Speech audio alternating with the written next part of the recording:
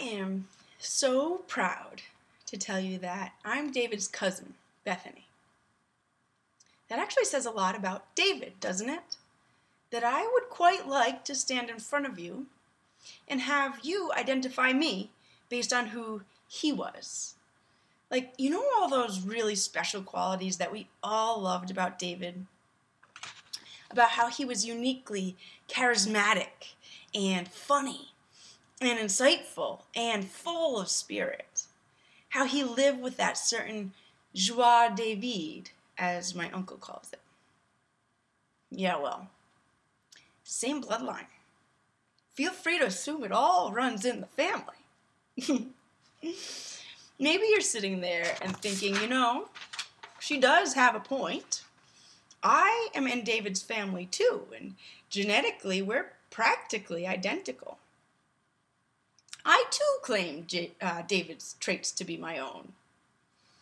Or maybe you're sitting there and thinking, well, hey, listen, sister, you may be his family, but I am his friend.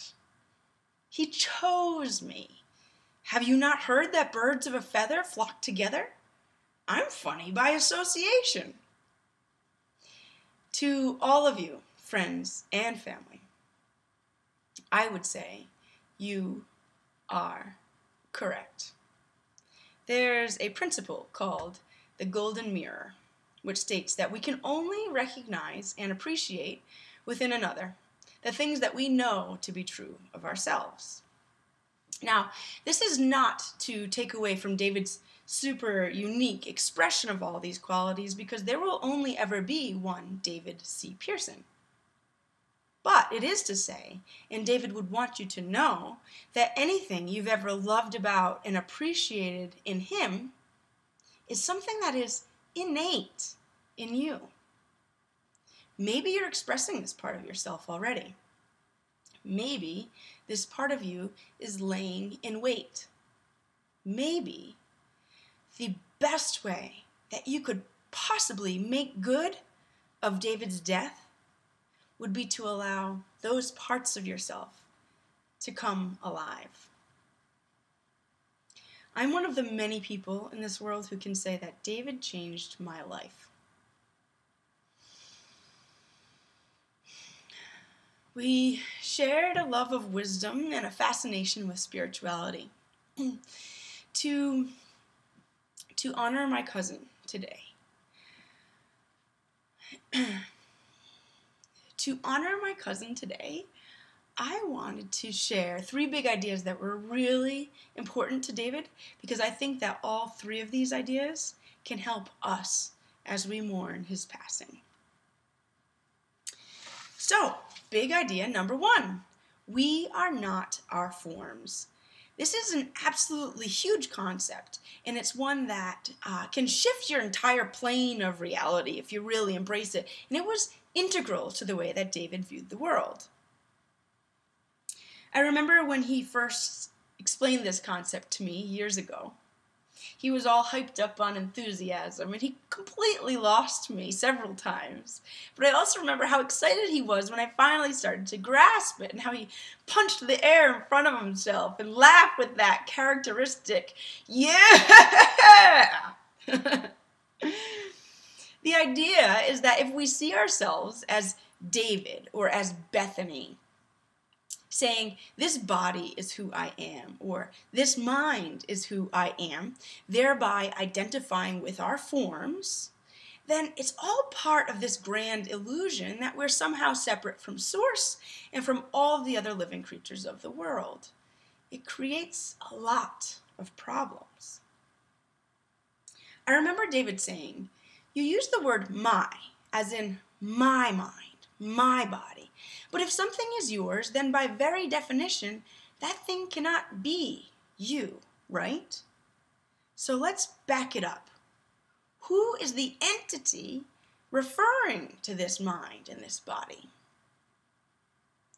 Spoiler alert, our true nature, our deepest and most essential part of ourselves, is the consciousness that is observing our thoughts. We'll call it the observer. You could see how connected David was to that higher level of consciousness. You could see that in his eyes. So how does this help us cope with David's passing? Well, I think that part of what's hard about losing someone we love is that our tiny human minds, our egos, fear that when a person's body is gone, he or she has ceased to exist. Makes sense because to the mind, what are we other than our minds? But that's one of the dangers in identifying with form. You see, our forms are constantly changing. For example, the infant version of me is gone forever, as is the toddler version of me, and the body that I had when I was a child is no longer in existence. But there's a part of me, the observer, which was present for all of those previous versions of my form, and is still present now. Regarding death, we can only be certain that it's the ego itself that dies when our brains stop firing. The observer sees death as just one more example of another form change. Listen to me. This is not some frilly New Age mumbo-jumbo. This is quantum physics. Energy cannot be created or destroyed.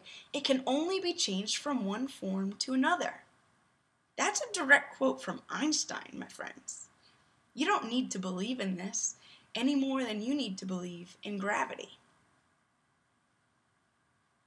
It brings me comfort to recognize that it was never the form of David that we were all in love with, although his giant head and his toe thumbs were really quite cute.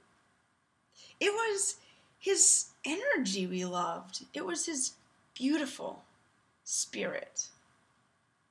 I like to imagine Dave's childlike wonder as he passed from human form to the next. I imagine it probably went something like this.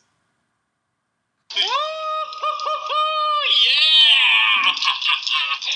Oh man, that was a good one.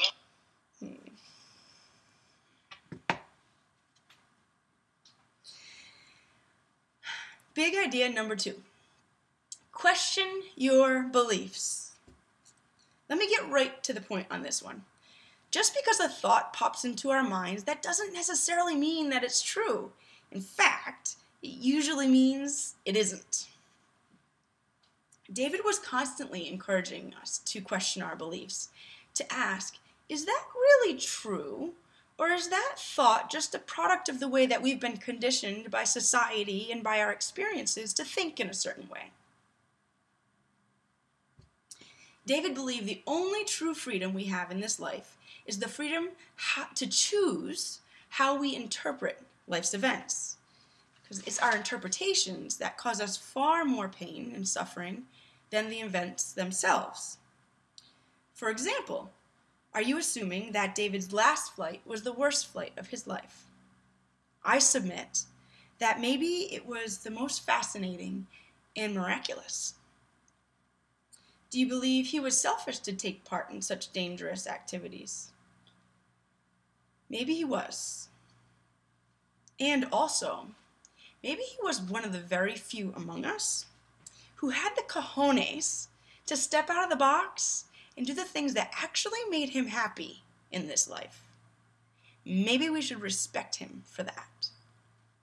Maybe David was one of the very few people who had the courage and the integrity to refuse to let any piece of himself die while he was still alive. Can you say the same for yourself? What does this inspire in you?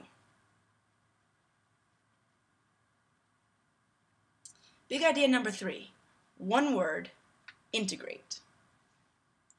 Integral theory was big for David, and not only because he met his beautiful, beloved Beth and his very good friend Brian Johnson at a core integral workshop in LA. The theory is very complex, but one of the basic principles is this. In order to be whole, we need to integrate every part of ourselves. not just the parts that we pick and choose as our favorites. Denying the so-called bad parts of ourselves only furthers our suffering. Pushing something away strengthens it. What we resist persists. Repression leads to depression. When we observe our emotions and we allow them, we harness their power, and as David described it, we can feel the swirling of their energy inside of us. Here's an example of not integrating. Maybe you've already questioned your beliefs about mourning and realized that David would not want you to be sad right now. He would not want that. You imagine he'd say something like, "What do you think, you can prove how much you love me by how many tears you cry? Who told you that? Who's to say a better way to mourn me wouldn't be through laughter?" So you think, yes, this is good. And you take all of your anger and your sadness and you shove it deep down inside of yourself. And you bravely adopt the mantra, "In honor of David, I will laugh, damn it." Let me know how that works out for you. A more integrated approach would be to stop shoulding all over yourself, as David would have said.